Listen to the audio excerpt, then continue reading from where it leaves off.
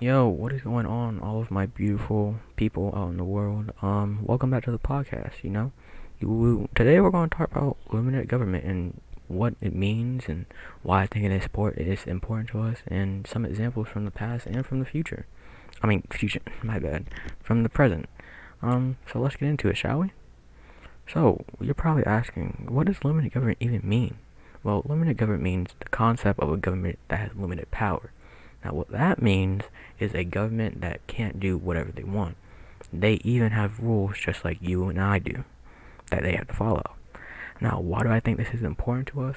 Well, I think it's important to us because I think if we don't have a limited government, then you don't know what people can do that are crazy out here that can make any government they want to into whatever they want to. They can make babies fight each other at birth to see who lives. They can make humans fight each other over pieces of bread. Like, who wants to do that? Not me. I know you don't. So, hey, let's keep limited going, shall we? Now, let's get into some of the examples.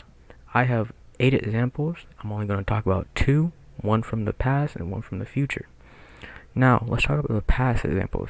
The past examples: U.S. vs. Houston, the Magna Carta, the United States Constitution, and the Bill of Rights. Now, we're not going to talk about all 4 of those. We're only going to talk about one of those. And the one we're talking about today is the U.S. vs. Houston. Now, let's get into it even more, shall we?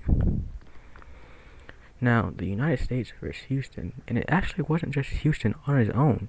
It was Houston and Godwin, actually. And now, let's get into the definition. Well, let's get into what really happened of it. It was the United States versus Houston and Godwin.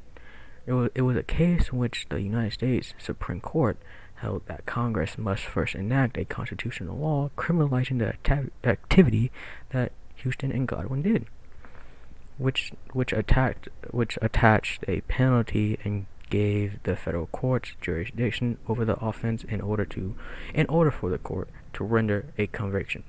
Now, I know that was a bit lengthy. Let's go back and let's read over it.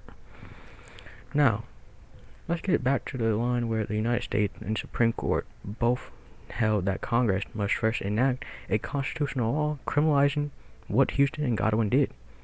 What that basically means is that the U.S. Supreme Court said, hey, Congress, you have to put something in that makes these guys criminals, basically. And that's what Congress really did.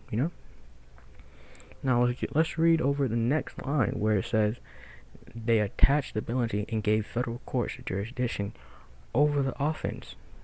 Offense basically means just the case, whatever, the crime. What this means is that Congress basically just said, hey, federal courts, we don't want this, you should take it. And that's what the federal courts did, and they gave jurisdiction over it. And I'm not going to get into who won, who lost. You guys can go research that on your own time. But yeah, that's basically what it means. Now, you're probably wondering, well, how does limited government affect us in today's society? Well, let me show you. Let me go back to my examples really quick. And here are my other 4 examples. Now, the U.S. government is a limited government. This isn't our government, but it affects some other people out in the world. The Hong Kong government. And then the 3 branches you all should know also affects our government. And then this might come as a surprise to you, but general welfare clauses is actually a limited government. My bad. Limited government. I have not drunk a lot of water today. Probably gonna do it after this podcast, so you might hear me slip up every now and then. My bad. Now let's get into what each branch does and how it affects us. The executive branch, it carries out and enforces laws, and it includes the president and vice president and the cabinet's choices all in it. Now that doesn't mean they control it, it just means they include, like, their evidence or their ideas are included with the executive. And so a lot of people, and that doesn't mean like they have control over the executive. No, it just means they're giving ideas to the branch and what they should do.